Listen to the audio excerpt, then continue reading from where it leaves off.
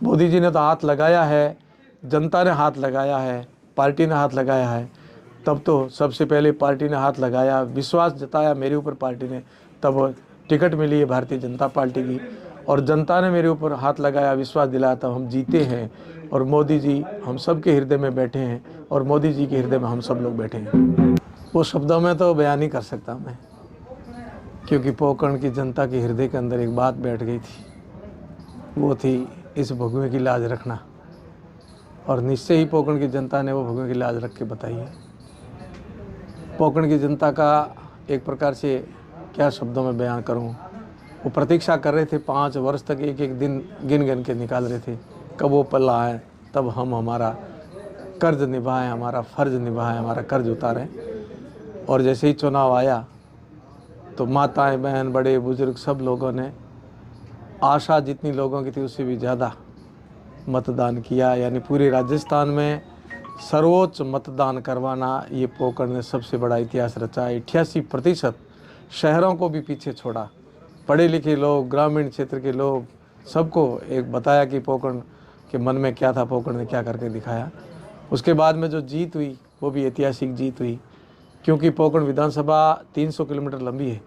पूरा का पूरा विधानसभा ग्रामीण क्षेत्र में बसा हुआ है, और मात्र 2,23,000 मतदाता हैं।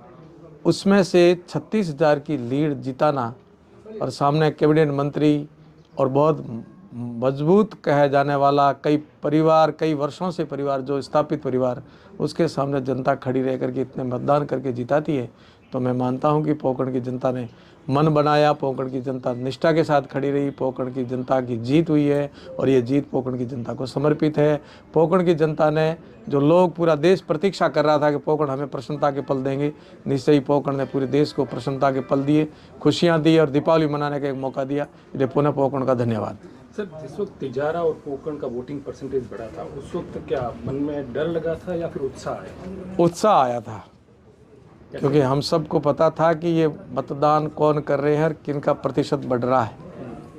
इसलिए पोकरण के माताएं, बहनें सुबह 7 बजे, जिनको कहना पड़ता था कि मतदान करने चलो, वो बिना ही कहे स्व इच्छा से प्रातः 7 बजे जाकर के मतदान केंद्र पर खड़ी हो गई, और 12 बजे तक माताओं बहनों ने मतदान किया।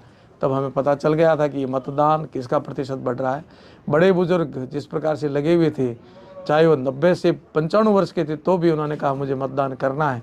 तो ये सो मतदान बढ़ा है, तो प्रसन्नता के पल थे, और ये मतदान बीजेपी के लिए बढ़ा है, ये उनका शुभ संकेत है। इस बार एक नया नज़ारा देखने को मिला कि टोपीधारी भी आपको कंधे पे उठा के आगे से आगे बढ़ा रहे थे, तो वो अपने आप में कितना सुखद रहा, क्योंकि ध्रुवीकरण करने की कोशिश होती है तो वहाँ हिंदू मुस्लिम जो चीज़ें थी वो नहीं रही इस बार वहाँ पे। मोदी जी जो काम कर रहे हैं, भारत को जिस प्रकार मजबूत कर रहे हैं, और मजबूत करके कि विश्व की महाशक्ति और विश्व में अग्रगण्य पंक्ति में ले जाने में जो काम करे मोदी जी, इसलिए जो देश से प्रेम करने वाले उस समाज से लोग हैं, जो मोदी जी को और भारतीय जनता पार्टी को समझने वाले लोग हैं, वो निश्चय ही मोदी जी के साथ, भारतीय जनता पार्टी के साथ खड़े मिले थे।